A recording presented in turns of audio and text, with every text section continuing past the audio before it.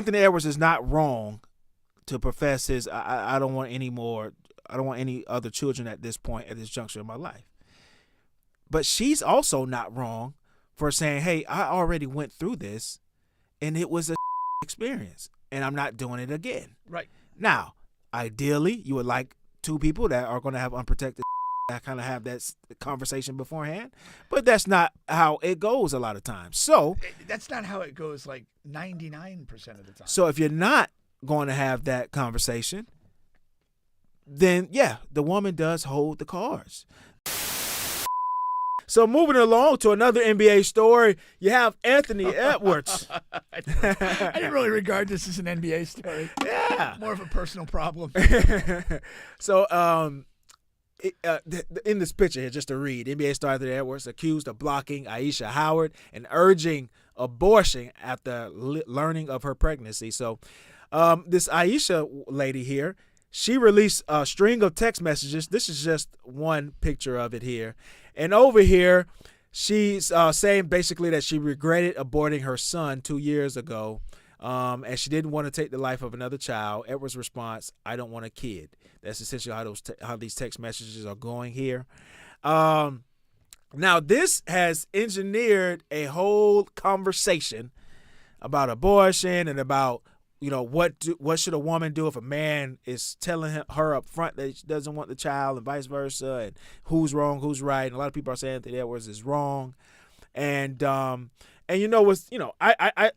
told the story on this show here about when I actually had got a girl pregnant, and my biggest regret in life is not like I didn't tell her yes or no, right? And I didn't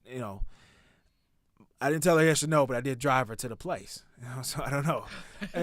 But I told her, like, the decision is yours. I'd say that's a nonverbal no. And it's the biggest regret I have in my entire life. But I did not tell her to not have the baby, and I did not tell her to have the baby. That's the only thing I can hold my crutch on. But the interesting thing is you still regard that as your biggest regret. Yes. And so, like, even by, I'm sure in the middle, like, I was a young guy. It's not yesterday. Yeah, and I'm not attempting to be extremely judgmental on this, but in the moment, you're kind of trying to tread both areas. Yeah.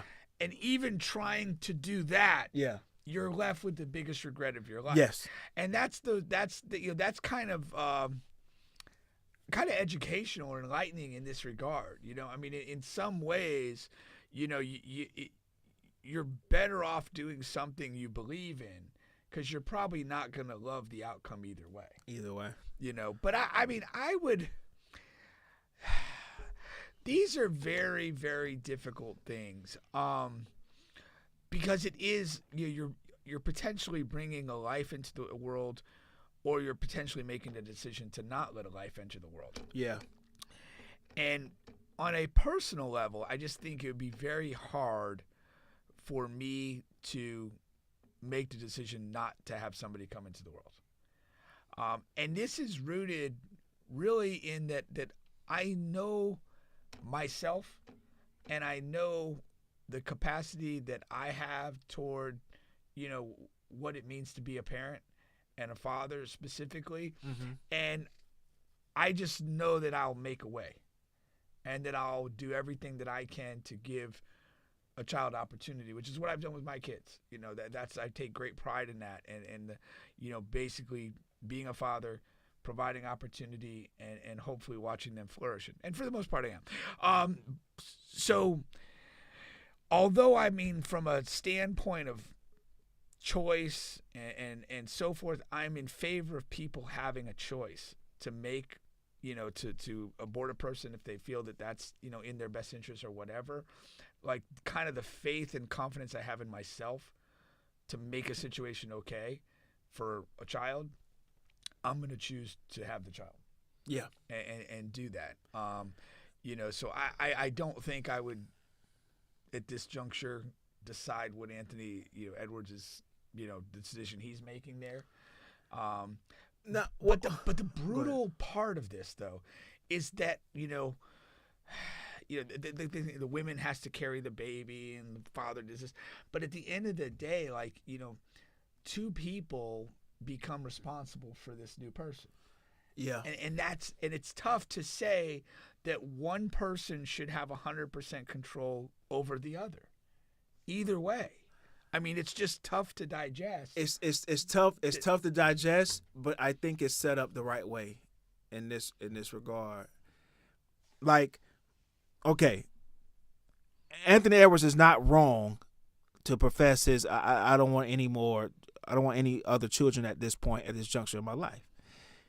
But she's also not wrong for saying, hey, I already went through this and it was a shitty experience and I'm not doing it again. Right. Now, ideally, you would like two people that are going to have unprotected sex, that kind of have that conversation beforehand.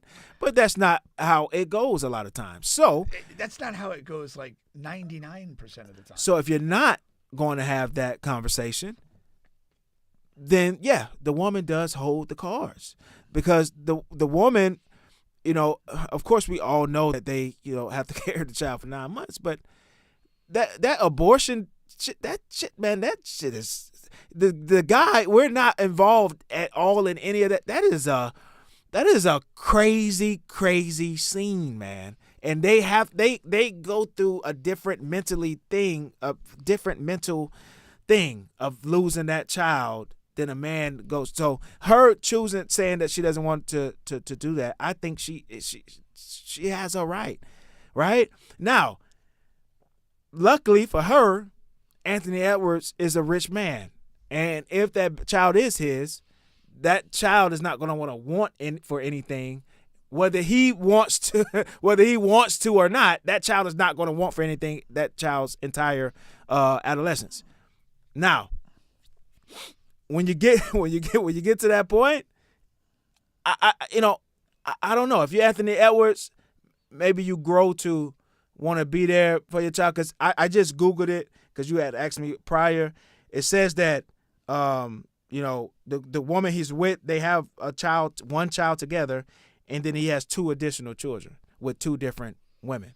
Right? Including not including this. So this will be the 3rd. So this story that we're talking about this right will now, be the 4th. She's actively pregnant now. Yeah. And this is where she hasn't had a baby yet. Correct. Okay.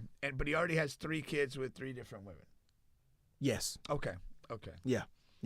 That's what Google says now. I'm not in the man's household, but that's what Google is a solid source. But for argument's sake, though, and I don't know that this perspective is considered enough.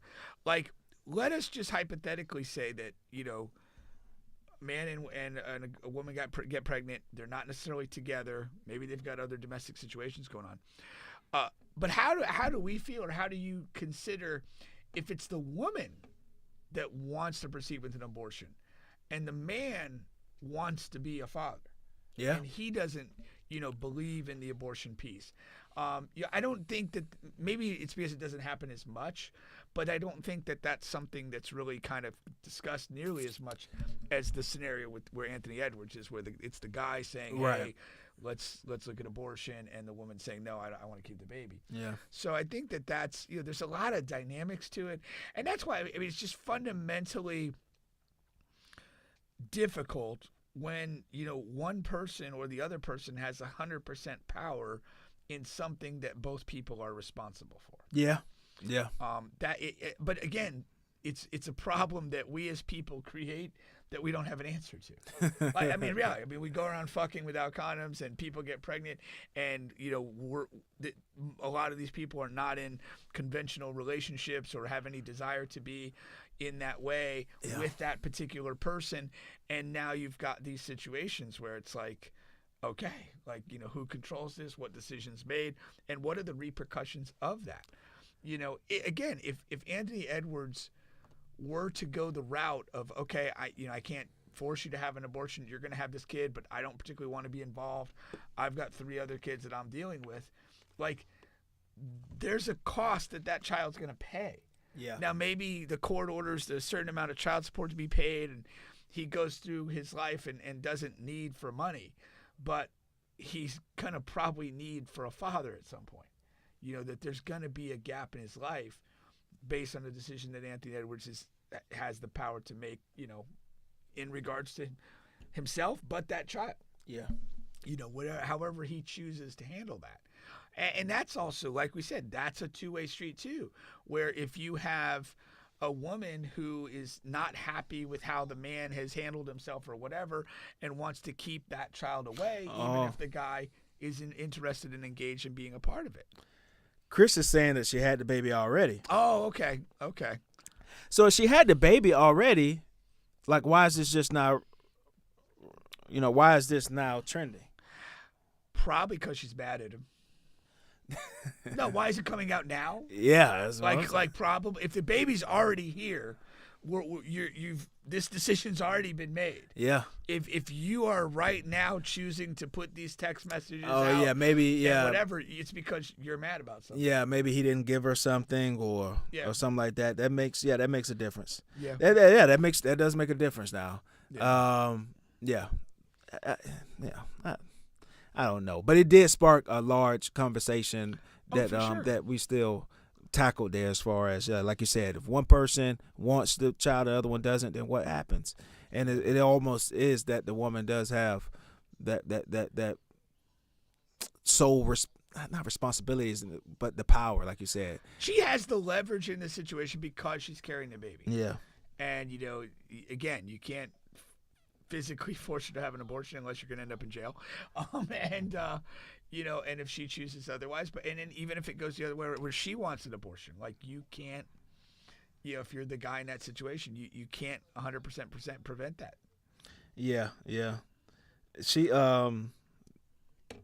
he just sent me a picture of the baby, and it's 1 month old. 1 month old in November. So yeah, you're looking at what, 4 now? 4 months maybe. Yeah. All right. Maybe that explained his spotty play at the beginning of the year. Hey, don't throw it out. It always comes back to basketball. Basketball never stops.